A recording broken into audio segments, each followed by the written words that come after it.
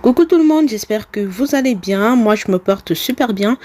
Si c'est la première fois que vous passez par là, n'hésitez surtout pas à vous abonner, à activer la cloche de notification pour ne pas manquer nos prochaines vidéos. Nous avons décidé aujourd'hui de revenir sur cette affaire de cette lesbienne ghanéenne qui a été enlevée et violée par des inconnus. Il y a de cela quelques jours, cette nouvelle a fait trembler la toile, les réseaux sociaux, Facebook, Instagram, Twitter et tout ce que vous connaissez. Alors, cette lesbienne a donc lancé un SOS à tous ses followers pour avoir du soutien. Alors aujourd'hui, nous avons du nouveau sur cette affaire, mais avant, pour ceux qui n'ont pas suivi l'histoire, nous allons un peu récapituler avant d'entrer dans le vif du sujet. En fait, il s'agit de Ella Diva Elios, autant pour nous, qui a été droguée par des inconnus et elle a donc fait cette annonce il y a environ quelques jours via son compte officiel Facebook où elle révélait qu'elle se trouvait à l'hôpital pour des soins intensifs. Selon elle, elle a été retenue en otage pendant 2 jours et a été violée par des personnes qu'elle ne connaît pas encore. Elle a donc fait cet appel à ses milliers de followers pour que ces derniers puissent lui apporter, n'est-ce pas, le soutien dont elle a besoin. La jeune lesbienne qui avait perdu tout espoir a révélé qu'elle n'a plus de goût à la vie et qu'elle préfère mourir. Dans son SMS, on pouvait écouter ceci: j'ai été séquestrée, droguée et violée pendant 2 bons jours. Je suis actuellement à l'hôpital et j'ai besoin de votre soutien. Ma vie est arrivée à sa fin. Je veux mourir. Comme nous l'avons dit en début de vidéo, nous apportons du nouveau sur cette affaire de cette lesbienne qui a été violée, séquestrée et droguée. Et donc ici, nous tenons à préciser et à rappeler que nous n'encourageons pas le viol, nous n'encourageons pas la violence ni sur l'être humain, ni sur la femme, ni sur l'homme. Donc ici, nous essayons juste d'apporter des petits éclaircissements parce qu'il y a des raisons qui ont poussé à ce que cette fille soit séquestrée, droguée et violée. Nous n'excusons pas ces bourreaux. Je précise encore, nous, ce que nous faisons, c'est donner des informations. Pourquoi est-ce que Eldiva Elios a été séquestrée et violée? Donc la lesbienne est donc reconnue sous ce nom-là. Elle a été violée par 4 hommes. Aujourd'hui, elle revient sur les réseaux sociaux avec une autre nouvelle. Selon elle, elle connaît un de ses agresseurs. En effet, elle affirme que l'un des agresseurs est un de ses amis de longue date et qu'elle ne sait pas ce qu'elle a fait pour mériter un tel traitement. Par ailleurs, un blogueur du nom de Konkonsa a révélé qu'elle a été violée car elle a arraché la copine d'un de ses agresseurs. Selon le blogueur, le gars n'arrêtait pas de lui dire de laisser sa petite amie tranquille. Mais apparemment, elle fait fi des avertissements du gars. Vous comprenez donc les amis ici, en fait, Elios, la Ghanéenne en question qui a été séquestrée, droguée et violée, est sortie ou alors elle a arraché la copine d'un des agresseurs en question. Et donc pour se venger, qu'est-ce qu'il a fait? Il a monté le coup pour pouvoir la séquestrer et lui apprendre. En fait, ici, c'est une vengeance parce que on ne peut pas dire que c'est une leçon qu'il a voulu passer à la fille en question. C'est juste une vengeance qu'il a voulu mettre en place et il a réussi son coup. Après que les réseaux sociaux aient divulgué l'information, après que cela ait fait le tour de la toile, plus d'un ont donné leur avis, beaucoup de personnes en ont parlé. Il y en a qui disaient que ouais, c'est bien fait pour elle, ça va lui apprendre que voilà, ça va lui permettre de se détourner de son orientation sexuelle. Mais au fond, nous savons tous que ce n'est pas à cause du viol qu'elle va se détourner de son orientation sexuelle. Donc ici, il y a un des présumés violeurs qui a décidé de briser le silence. Selon le jeune homme, identifié comme Stephen Evans et Sel Mensah, lui et elle sont en couple, lui et Ella sont en couple depuis 3 ans, c'est-à-dire le présumé copain de la petite amie de Elios. Il a donc expliqué qu'il avait rencontré Eldiva sur le site de rencontre Tinder. Stephen, lors d'une conversation avec des amis Eldiva, a révélé qu'au début de leur relation, elle lui avait dit qu'elle était ghanéenne et originaire de la région de Volta. Quelques mois après, Ella a dit qu'elle voulait démarrer un commerce et qu'elle devait se rendre au Nigeria pour acheter des perruques à vendre. Et c'est à ce moment-là qu'elle a appris qu'elle était nigériane. En ce qui concerne le viol, il a clairement déclaré qu'il était innocent.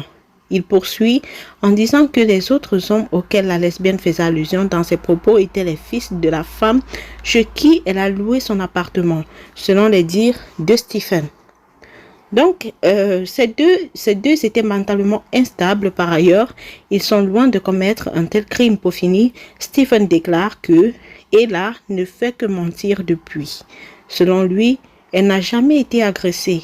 La célèbre lesbienne a juste orchestré cette histoire pour du buzz. Rappelons donc ici que la communauté du Ghana, dans un communiqué qu'elle a sorti, affirme retirer son soutien à Ella et déclare qu'elle ne fait plus désormais partie de leur groupe. Donc les amis, en gros, vous comprenez ici que ce n'était qu'un gros buzz. Parce que la lesbienne ghanéenne célèbre en question, sûrement, elle était en manque de popularité. Et elle a donc réfléchi et dit, mais tiens, si je n'ai plus assez de visibilité, qu'est-ce que je peux monter pour que les gens me suivent? Alors, elle a monté cette histoire de toutes pièces, disant que, voilà, ses agresseurs l'ont fait pour se venger d'elle. Mais au fond, si vous regardez bien le témoignage de Stephen, qui a rencontré la victime, la présumée victime en question sur une application de rencontre Tinder, là, elle avait dit au garçon en question qu'elle était ghanéenne, mais au fait sur le terrain, lorsqu'il a rencontré la fille, en réalité, il s'est rendu compte que non, elle n'est pas ghanéenne, mais elle est plutôt nigériane. Alors, elle avait loué un appartement et donc les fils de sa bailleresse, en fait, qu'on soupçonne d'être instable mentalement. C'est vrai qu'ils sont instables mentalement, mais selon Stephen, il dit qu'ils ne pourront pas commettre un tel crime. Donc, au final, après avoir mené des enquêtes et tout, on se rend compte qu'il n'y a pas de victime et il n'y a pas de bourreau. Elle n'a pas été violée, donc elle a monté cette histoire de toutes pièces pour du buzz. Jusqu'où est-ce que les gens sont prêts à aller pour du buzz?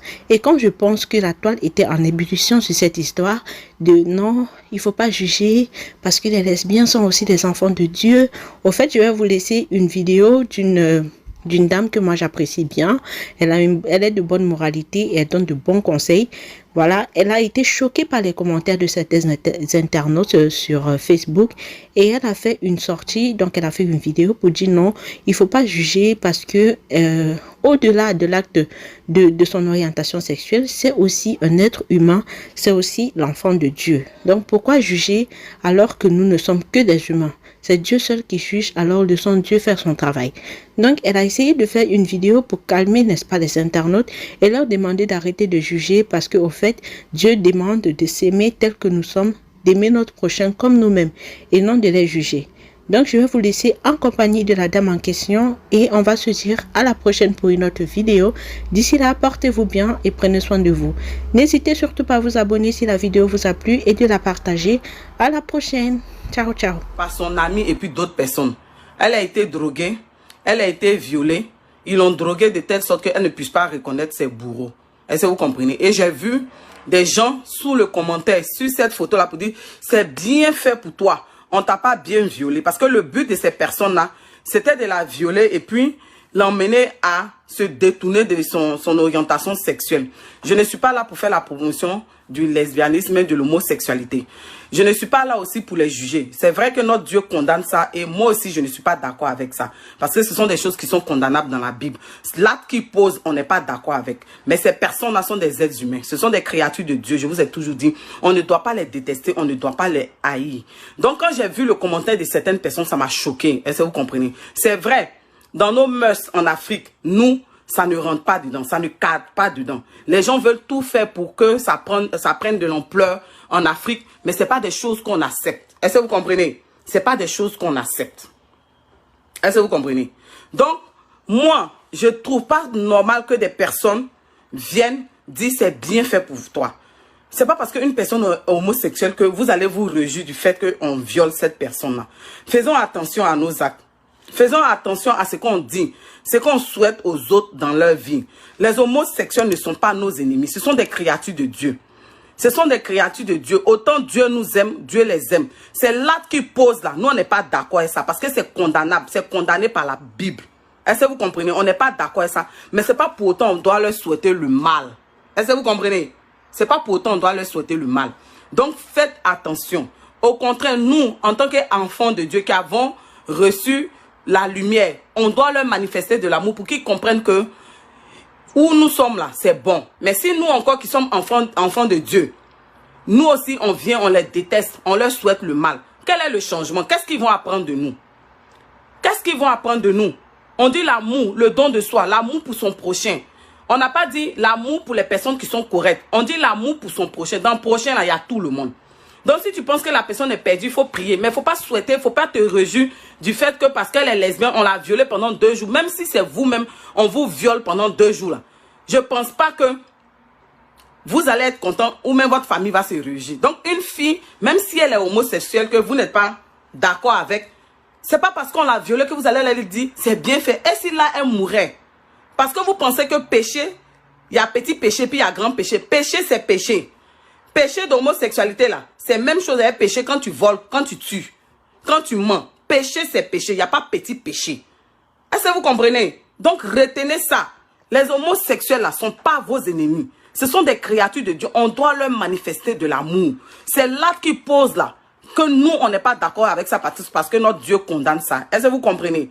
Donc, faites attention quand vous partez mettre vos commentaires sur ce genre de choses-là. Ne soyez pas les premiers à juger ces personnes parce que